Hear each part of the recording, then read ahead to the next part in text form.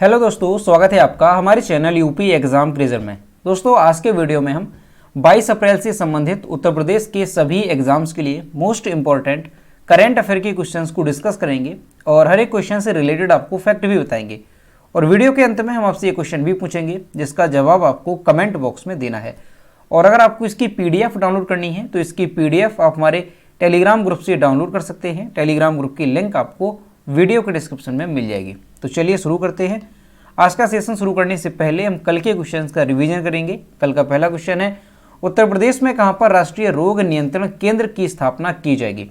तो इसकी जो स्थापना है वो लखनऊ में की जाएगी। अगला क्वेश्चन है, वाराणसी को इंडिया स्मार्ट सिटी अवार्ड समारोह में कितनी श्रेणियों में पुरस्कार मिले? तो 4 श्रेणियों में।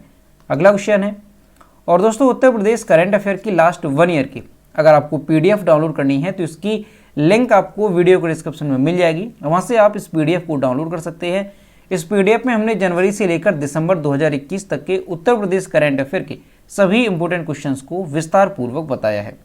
और दोस्तों, इसके साथ ही अगर आपको मार्च 2022 मंथ की उत्तर प्रदेश करंट अफेयर की PDF डाउनलोड करनी है तो इसकी लिंक भी आपको वीडियो के डिस्क्रिप्शन में मिल जाएगी। तो वहाँ से आप ये दोनों PDF डाउनलोड कर सकते हैं। और दोस्तों, PDF डाउनलोड करने में अगर कोई भी प्रॉब्लम होती है तो साइट पर आपको WhatsApp नंबर और ईमेल मिल जाएगा जिस पर आप कांटेक्ट कर सकते हैं। अगला क्वेश्चन है, उत्तर प्रदेश सरकार पर्यटन को बढ़ावा देने के लिए किन शहरों में हेलीकॉप्टर सेवा शुरू करेगी? तो लखनऊ, आगरा, मथुरा और प्रयागराज, यानी ऑप्शन नंबर C करेक्ट होगा। अगला क्वेश्चन है, हाल ही में किस राज्य या केंद्र शासित सरकार ने इरादा कर लिया है हमने शिक्षा गीत लॉन्च किया? तो ये जो शिक्षा गीत है, इरादा कर लिया है हमने, ये दिल्ली सरकार ने लॉन्च किया है। अगला क्वेश्चन है, Hurun global health care rich list 2022 में शीर्ष स्थान पर कौन रहे? तो इस रिपोर्ट के अनुसार शीर्ष स्थान पर रहे हैं साइरस एस पूनावाला।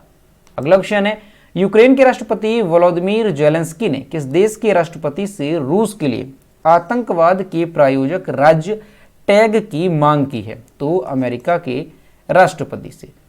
अगला क्वेश्चन है, हाल ही में किसने global centre for traditional medicine launch किया? इसका जो करेक्ट आंसर है वो है ऑप्शन नंबर B WHO ने। अगला क्वेश्चन है, भारत और किस देश ने क्वांटम कंप्यूटिंग पर एक वर्चुअल नेटवर्क सेंटर स्थापित करने के निर्णय की घोषणा की है? तो भारत और फिनलैंड ने। अगला क्वेश्चन है, हाल ही में किस भारतीय ने 48वां लारूडा इंटरनेशनल ओपन शतरंज टूर्नामेंट का खिताब जीता? तो 48वां लारूडा इंटरनेशनल ओपन शतरंज टूर्नामेंट का खिताब जीता है D गुकेश ने, यानी ऑप्शन नंबर A यहाँ पे करेक्ट होगा। तो दोस्तों, ये थे कल के क्वेश्चंस जिसका हमने रिवीजन किया। अब हम शुरू करते हैं आज का सेशन। आज का पहला क्वेश्चन है, उत्तर प्रदेश सरकार मनरेगा के तहत कितनी नर्सरी विकसित करेगी? इसका जो करेक्ट आंसर है वो है ऑप्शन नंबर B 150। दोस्तों, उत्तर प्रदेश सरकार के एक प्रवक्ता ने बताया कि किसान केंद्रित पहल के रूप में जो उत्तर प्रदेश सरकार है वो मनरेगा के तहत 150 नर्सरी विकसित करेगी। दोस्तों, मनरेगा MGNREGA मनरेगा का फुल फॉर्म मोस्ट इंपॉर्टेंट है, इसका फुल फॉर्म ध्यान रखना है। फुल फॉर्म क्या होगा?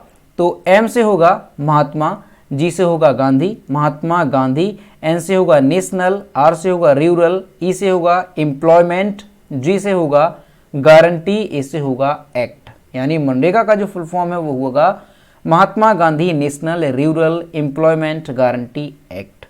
ठीक है, हिंदी में क्या कहेंगे? तो हिंदी में कहेंगे महात्मा गांधी राष्ट्रीय ग्रामीण रोजगार गारंटी अधिनियम। इस निर्णय के अनुरूप ग्रामीण विकास विभाग को 100 दिन में नर्सरी स्थापित करने का प्रस्ताव तैयार करने को कहा गया।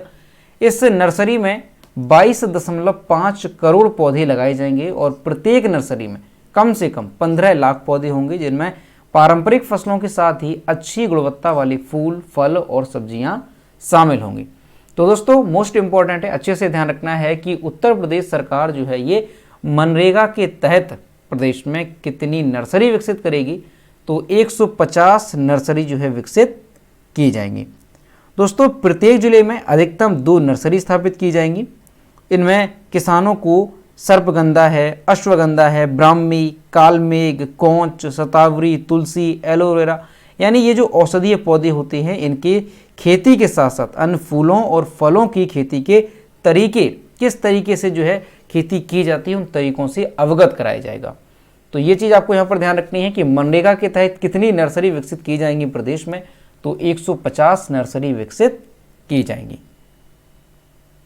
अगला क्वेश्चन है, किस देश के प्रधानमंत्री 3 दिवसीय यात्रा पर वाराणसी पहुंचे? तो अभी जो है मॉरिशस के प्रधानमंत्री जो है वो 3 दिवसीय यात्रा पर वाराणसी पहुंचे हैं। यहाँ पर इमेज में देख सकते हैं, ये हैं मॉरिशस के प्रधानमंत्री। मॉरिशस के प्रधानमंत्री प्रविंद कुमार जगन्नाथ ये 20 अप्रैल को 17 सदस्यीय टीम के साथ 3 दिवसीय यात्रा पर वाराणसी पहुंचे। मॉरिशस के प्रधानमंत्री का जो विमान है वो 6:10 बजे लाल बहादुर शास्त्री अंतर्राष्ट्रीय एयरपोर्ट पर पहुंचा। यहाँ पर जो कैबिनेट मंत्री हैं अनिल राजभर, महापौर मृदुला जायसवाल, विधायक सौरभ श्रीवास्तव, कमिश्नर दीपक अग्रवाल, आईजी के सत्यनारायण सहित अन्य अधिकारियों ने उनकी आगवानी की। और जो राज्यपाल हैं आनंदीबेन पटेल और जो मुख्यमंत्री हैं योगी आदित्यनाथ ये 22 अप्रैल को मॉरिशस के प्रधानमंत्री से मुलाकात करने वाराणसी आएंगे। तो दोस्तों यहाँ ये क्वेश्चन जो है काफ़ी इंपॉर्टेंट है, अच्छे से ध्यान रखना है कि किस देश के प्रधानमंत्री जो है वो वाराणसी की 3 दिवसीय यात्रा पर आए हैं। तो ये हैं मॉरिशस के प्रधानमंत्री, इनका नाम क्या है? प्रविंद कुमार जगन्नाथ इनका नाम है। और ये कब वाराणसी आ रहे हैं? तो 20 अप्रैल को ये वाराणसी पहुँचे हैं। दोस्तों ये जो प्रविंद कुमार जगन्नाथ हैं मॉरिशस के प्रधानमंत्री, ये जो वाराणसी यात्रा पर आए हैं तो किस वजह से ये वाराणसी यात्रा पर आए हैं? तो जो ये प्रधानमंत्री हैं मॉरिशस के प्रविंद कुमार जगन्नाथ, इनके जो पिता हैं अनिरुद्ध जगन्नाथ, इनकी अस्थियों को ये गंगा में विसर्जित करने के लिए वाराणसी पहुँचे हैं। और इसके बाद जो है काशी विश्वनाथ धाम में भ्रमण करेंगे और महादेव का अभिषेक करेंगे। और उसके बाद जो है राज्यपाल आनंदीबेन पटेल और मुख्यमंत्री योगी आदित्यनाथ से ये बातचीत करेंगे, यानी उनके साथ जो है ये बैठेंगे। और दोस्तों मॉरिशस से संबंधित ध्यान रखना है, इसकी राजधानी क्या है? तो पोर्ट लुइस मॉरिशस की राजधानी है। और मॉरिशस की मुद्रा क्या है? तो मॉरिशियाई रुपया। और मॉरिशस के प्रधानमंत्री कौन है? तो प्रविंद कुमार जगन्नाथ ये मॉरिशस के प्रधानमंत्री हैं। तो काफ़ी इंपॉर्टेंट है, अच्छे से ध्यान रखना है। मॉरिशस के प्रधानमंत्री प्रविंद कुमार जगन्नाथ ये 3 दिवसीय यात्रा पर वाराणसी पहुंचे हैं। दोस्तों वाराणसी के बारे में कुछ जानते हैं इंपॉर्टेंट क्वेश्चन जो कि एग्जाम्स में पूछे जा सकते हैं। तो सबसे पहले मैप में देखेंगे कि वाराणसी है कहाँ पर। तो यहाँ पर आप देखेंगे ये है उत्तर प्रदेश का मैप और यहाँ पर है वाराणसी। जो वाराणसी है डिस्ट्रिक्ट, ये उत्तर प्रदेश के कितने जिलों की सीमा को साझा करता है? तो आप यहाँ पर देखेंगे जौनपुर है, इसके साथ ही ये गाजीपुर है, यहाँ पर चंदौली है, यहाँ पर मिर्ज़ापुर है और यहाँ पर है संत रविदास नगर यानी भदोही। दोस्तों वाराणसी से संबंधित कुछ क्वेश्चन देखेंगे।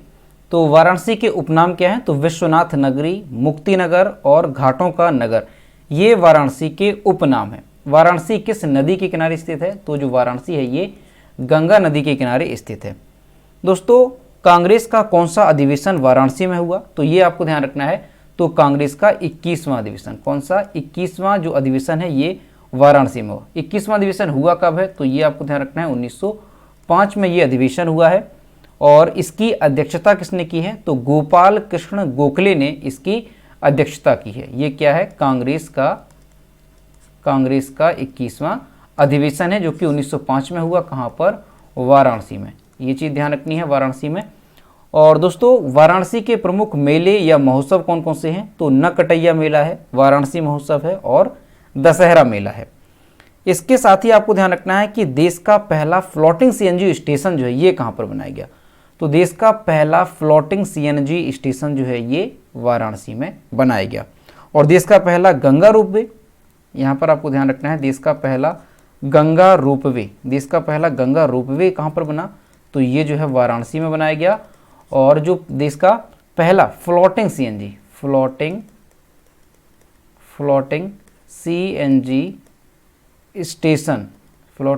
स्टेशन जो है ये कहाँ पर बना? तो ये भी वाराणसी में बना। तो ये दोनों ध्यान रखने हैं। और इसके साथ ही आपको ध्यान रखना है कि वाराणसी का 1 डिस्ट्रिक्ट 1 प्रोडक्ट क्या है, यानी ODOP वाराणसी का क्या है? तो बनारसी रेशम साड़ियाँ वाराणसी का 1 डिस्ट्रिक्ट 1 प्रोडक्ट है। तो ये सारी चीज़ें वाराणसी से रिलेटेड आपको अच्छे से ध्यान रखनी है।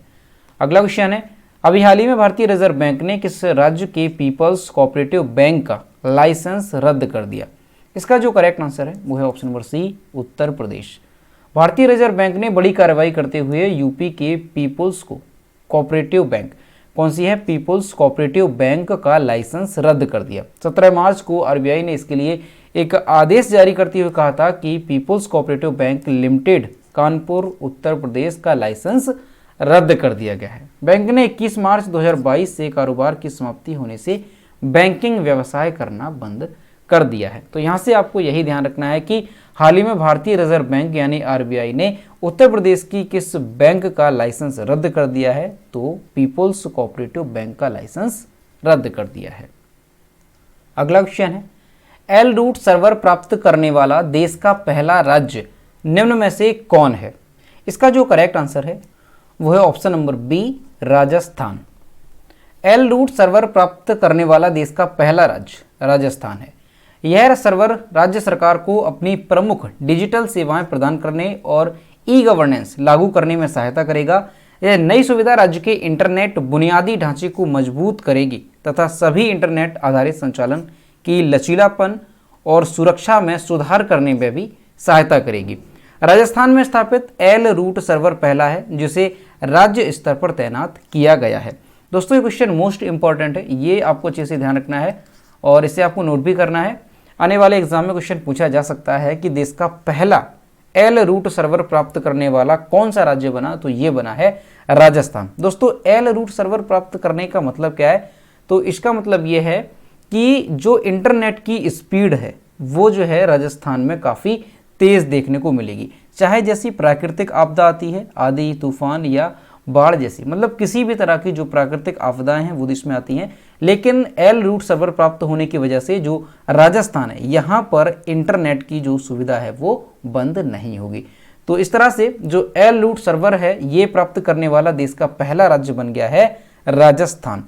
दोस्तों राजस्थान के बारे में आप जानते हैं तो सबसे पहले मैप में देखेंगे कि राजस्थान है कहाँ पर।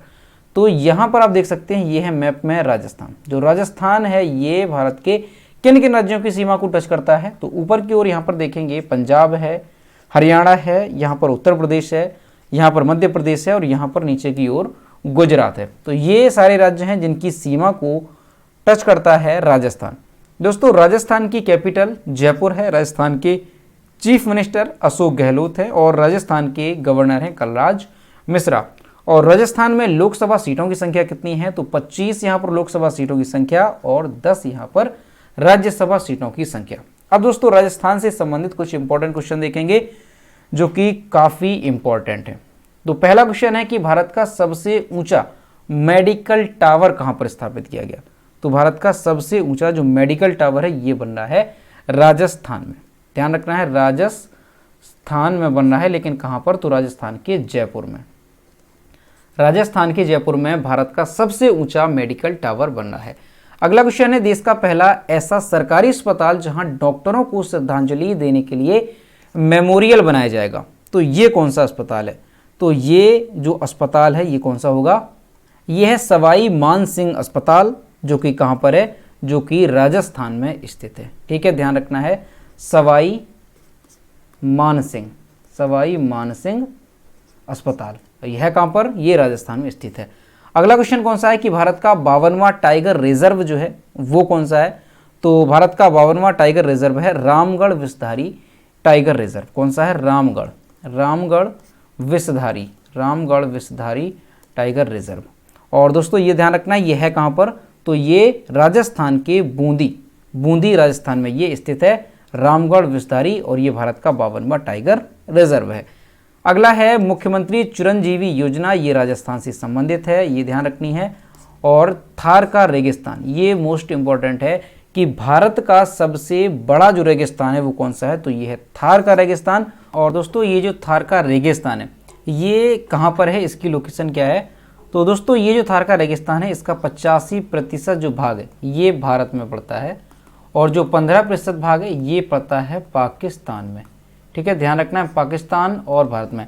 और भारत में दोस्तों अगर देखा जाए तो भारत में 61.1% जो भाग है ये राजस्थान में पड़ता है और बाकी का है भाग वो पड़ता है गुजरात हरियाणा में और कुछ भाग पंजाब में भी पड़ता है।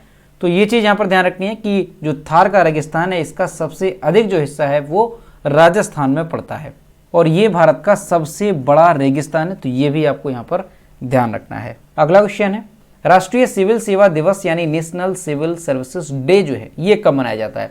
तो ये मनाया जाता है 21 अप्रैल को। भारत में प्रत्येक साल 21 अप्रैल को राष्ट्रीय सिविल सेवा दिवस के रूप में मनाया जाता है और ये जो दिवस है ये साल 2006 से मनाया जा रहा है। यह दिवस ऐसे लोक सेवकों को समर्पित है जो देश की प्रगति के लिए महत्वपूर्ण काम करते हैं, इसके साथ ही नीति निर्माण में भी अपना महत्वपूर्ण योगदान प्रदान करते हैं। यह दिन 21 अप्रैल को ही क्यों चुना गया? तो 21 अप्रैल को इसलिए चुना गया क्योंकि 21 अप्रैल 1947 को भारत के पहले गृह मंत्री सरदार वल्लभ भाई पटेल ने नवनियुक्त एवं गठित प्रशासनिक सेवा अधिकारियों को संबोधित किया था। तो इस वजह से जो 21 अप्रैल है इसे जो है राष्ट्रीय सिविल सेवा दिवस के रूप में मनाया जाता है। अगला क्वेश्चन है, प्रधानमंत्री नरेंद्र मोदी ने किस राज्य के बनासकांठा में 600 करोड़ रुपए की लागत से बने बनास डेयरी के नए परिसर और आलू प्रोसेसिंग प्लांट का हाल ही में लोकार्पण किया? इसका जो करेक्ट आंसर है वो है ऑप्शन नंबर सी, गुजरात। प्रधानमंत्री नरेंद्र मोदी ने गुजरात के बनासकांठा में 600 करोड़ रुपए की लागत से बने बनास डेयरी के नए परिसर और आलू प्रोसेसिंग प्लांट का हाल ही में लोकार्पण किया। प्रधानमंत्री कार्यालय के अनुसार नए डेयरी परिसर में प्रतिदिन 30 लाख लीटर, कितना 30 लाख लीटर की दूध की प्रोसेसिंग हो सकेगी और रोजाना 80 टन मक्खन, 1 लाख लीटर आइसक्रीम और 20 टन खोया और 6 टन चॉकलेट बन सकेगी। तो दोस्तों काफ़ी इंपॉर्टेंट है, ध्यान रखना है कि प्रधानमंत्री नरेंद्र मोदी ने कहां पर 600 करोड़ रुपए की लागत से बनास डेयरी के नए परिसर और आलू प्रोसेसिंग प्लांट का लोकार्पण किया? तो गुजरात के बनासकांठा में। अब दोस्तों गुजरात के बारे में हम देखेंगे तो यहाँ पर मैप में देखेंगे गुजरात कहाँ पर है, तो ये है भारत के मैप में गुजरात। ये किन किन राज्यों की सीमा को टच करता है? तो ऊपर की ओर राजस्थान है, यहाँ पर मध्य प्रदेश है और यहाँ पर महाराष्ट्र है। तो ये वो राज्य हैं जिनकी सीमा को साझा करता है गुजरात। दोस्तों गुजरात की कैपिटल क्या है? तो गांधीनगर गुजरात की कैपिटल है। गुजरात के चीफ मिनिस्टर हैं भूपेंद्र भाई पटेल और गुजरात के जो गवर्नर हैं वो कौन है? तो आचार्य देवव्रत गुजरात के गवर्नर हैं। गुजरात में लोकसभा सीटों की संख्या 26, राज्यसभा सीटों की संख्या 11। दोस्तों गुजरात के बारे में कुछ इंपॉर्टेंट क्वेश्चन देखेंगे करंट अफेयर से संबंधित कि दुनिया का सबसे बड़ा क्रिकेट स्टेडियम कहाँ पर है? तो यह है गुजरात में। इसका नाम क्या है? तो नरेंद्र मोदी क्रिकेट स्टेडियम। ये जो है दुनिया का सबसे बड़ा क्रिकेट स्टेडियम है और दोस्तों इसी क्रिकेट स्टेडियम का पुराना नाम क्या था? तो मोटेरा। ध्यान रखना है, मोटेरा क्रिकेट स्टेडियम इसका पुराना नाम था, लेकिन अभी जो है इसका नाम बदला गया और नरेंद्र मोदी क्रिकेट स्टेडियम इसका नाम कर दिया गया। दूसरा क्वेश्चन है, यूनेस्को में शामिल होने वाली पहली सिटी कौन सी है? तो गुजरात का अहमदाबाद। गुजरात का अहमदाबाद जो है ये पहली सिटी है भारत की जो कि यूनेस्को में शामिल हुई। कब शामिल हुई? तो ध्यान रखना है 2017 में ये शामिल हुई है। अगला क्वेश्चन है, दुनिया की सबसे ऊंची प्रतिमा कौन सी है? तो ये है स्टैच्यू ऑफ यूनिटी। ये जो है दुनिया की सबसे ऊंची प्रतिमा है। ये प्रतिमा है किसकी? तो सरदार वल्लभ भाई पटेल की ये प्रतिमा है। दोस्तों इसकी ऊंचाई कितनी है? तो ध्यान रखना है 182 मीटर इसकी ऊंचाई है और अगर ये पूछा जाए कि बेस सहित, तो बेस सहित जो इसकी ऊंचाई है वो है 240 मीटर। इसकी लोकेशन भी ध्यान रखनी है, कई बार इस तरह से पूछा जाता है कि किस जिले में है? तो नर्मदा जिले में है, गुजरात के नर्मदा जिले में। किस टापू पर है? तो साधु बेट टापू पर है। और किस नदी पर है? तो नर्मदा नदी पर ये जो है स्टैच्यू ऑफ यूनिटी प्रतिमा स्थापित है। अगला क्वेश्चन है कि भारत में पहला स्टील रोड, तो ये बना है सूरत में। ठीक है, सूरत में बना है, 1 किलोमीटर लंबा ये बना है। अगला क्वेश्चन है, भारत का पहला बुलेट ट्रेन स्टेशन जो है ये कहाँ पर बनाया गया? तो ये बनाया गया है सूरत में। ध्यान रखना ये भी सूरत में बना है। सीमा दर्शन परियोजना ये कहाँ से संबंधित है? तो ये जो है गुजरात से संबंधित है। तो गुजरात से रिलेटेड ये सारे क्वेश्चन आपको अच्छे से ध्यान रखने हैं। और दोस्तों राष्ट्रीय उद्यान भी गुजरात से ध्यान रखने हैं। गिर राष्ट्रीय उद्यान है, नल सरोवर राष्ट्रीय उद्यान है और नल सरोवर वन्यजीव अभ्यारण्य है, और Vansda national park, blackbuck national park, Kutch की खाड़ी नेशनल पार्क। ठीक, ये हैं नेशनल पार्क कहाँ से संबंधित? गुजरात से। अगला क्वेश्चन है, स्मार्ट सिटीज मिशन के तहत देश के कितने शहरों का विकास किया जा रहा है? इसका जो करेक्ट आंसर है वो है ऑप्शन नंबर डी, 100 शहरों का। स्मार्ट सिटीज मिशन के तहत देश के 100 शहरों का विकास किया जा रहा है। उनमें से 80 में एकीकृत कमान और नियंत्रण केंद्र पहले ही स्थापित किए जा चुके हैं।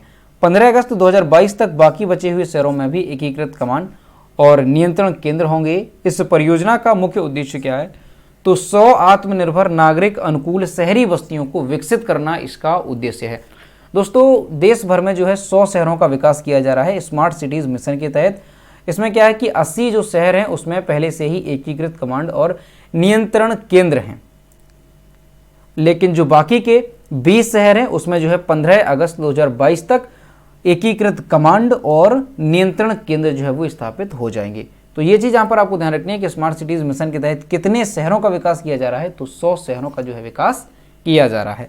अगला क्वेश्चन है, केंद्र सरकार ने कोविड-19 से लड़ते हुए जान गंवाने वाले स्वास्थ्य कर्मियों के परिजनों को प्रधानमंत्री गरीब कल्याण पैकेज के तहत मिलने वाली बीमा योजना को 19 अप्रैल 2022 से कितने दिनों की अवधि के लिए बढ़ा दिया है? तो ये जो स्वास्थ्य कर्मियों के परिजनों को प्रधानमंत्री गरीब कल्याण पैकेज के तहत मिलने वाली बीमा योजना है, इसे जो है 180 दिनों के लिए बढ़ा दिया गया है। केंद्र सरकार ने कोविड-19 से लड़ते हुए जान गंवाने वाले स्वास्थ्य कर्मियों के परिजनों को जो योजना है प्रधानमंत्री गरीब कल्याण पैकेज, इसके तहत जो बीमा होता है तो उसे जो है 19 अप्रैल 2022 से 180 दिनों की अवधि के लिए बढ़ा दिया है। दोस्तों ये जो योजना है इसके तहत क्या होता है कि कोविड-19 की लड़ाई में जो शामिल स्वास्थ्य कर्मी हैं उसकी अगर डेथ हो जाती है तो ऐसे स्थिति में जो है 50 लाख रुपए का बीमा कवर दिया जाता है उसके परिजनों को। तो ये जो योजना है इसे 19 अप्रैल 2022 के बाद जो है आगे 180 दिनों की अवधि के लिए और बढ़ा दिया गया है। अगला क्वेश्चन है, विंबलडन ने रूस और किस देश के खिलाड़ियों को 2022 के एडिशन में हिस्सा लेने पर प्रतिबंध लगा दिया है? इसका जो करेक्ट आंसर है वो है option number c, Belarus. Wimbledon ने रूस और बेलारूस के खिलाड़ियों को 2022 के एडिशन में हिस्सा लेने पर प्रतिबंध लगा दिया। यूक्रेन और रूस के बीच जारी युद्ध के मद्देनजर दोनों देशों के खिलाड़ियों की विंबलडन 2022 में भाग लेने पर प्रतिबंध लगा दिया गया। इस बात का ऐलान विंबलडन का आयोजन करने वाले ऑल इंग्लैंड टेनिस क्लब और चैंपियनशिप की प्रबंध समिति ने बयान जारी करके किया। रिपोर्ट के अनुसार इस युद्ध में बेलारूस ने रूस की मदद की है। तो दोस्तों इस वजह से जो विंबलडन है उसने रूस और बेलारूस के खिलाड़ियों को जो है 2022 के एडिशन में हिस्सा लेने पर प्रतिबंध लगा दिया है। और ऐसा क्यों किया गया है? क्योंकि रूस और यूक्रेन की वजह से जो है रूस पर प्रतिबंध लगाया गया और बेलारूस ने रूस की मदद की है इस युद्ध में, तो इस वजह से बेलारूस के खिलाड़ियों पर भी प्रतिबंध लगा दिया गया। अगला क्वेश्चन है, वेस्ट इंडीज के किस स्टार क्रिकेटर ने अंतर्राष्ट्रीय क्रिकेट से संन्यास की घोषणा कर दी है? इसका जो करेक्ट आंसर है वो है option number a, Kieron Pollard. यहां पर इमेज में देख सकते हैं यह है कायरन पोलार्ड जो कि वेस्ट इंडीज के क्रिकेटर हैं। वेस्ट इंडीज के स्टार क्रिकेटर कायरन पोलार्ड ने अंतर्राष्ट्रीय क्रिकेट से संन्यास की घोषणा कर दी है। कायरन पोलार्ड ने वेस्ट इंडीज के लिए साल 2007 में डेब्यू किया था। उन्होंने इसी साल फरवरी में भारत के खिलाफ अपना आखिरी वनडे मुकाबला खेला था। कायरन पोलार्ड ने वेस्ट इंडीज के लिए 123 वनडे मैच खेले जबकि 101 टी20 अंतर्राष्ट्रीय मैच भी खेले। उन्हें कभी टेस्ट क्रिकेट खेलने का मौका नहीं मिला। तो ये जो है काफ़ी इम्पोर्टेंट है दोस्तों, ध्यान रखना है कि कायरन पोलार्ड ने जो है अंतर्राष्ट्रीय क्रिकेट से संन्यास की घोषणा की है।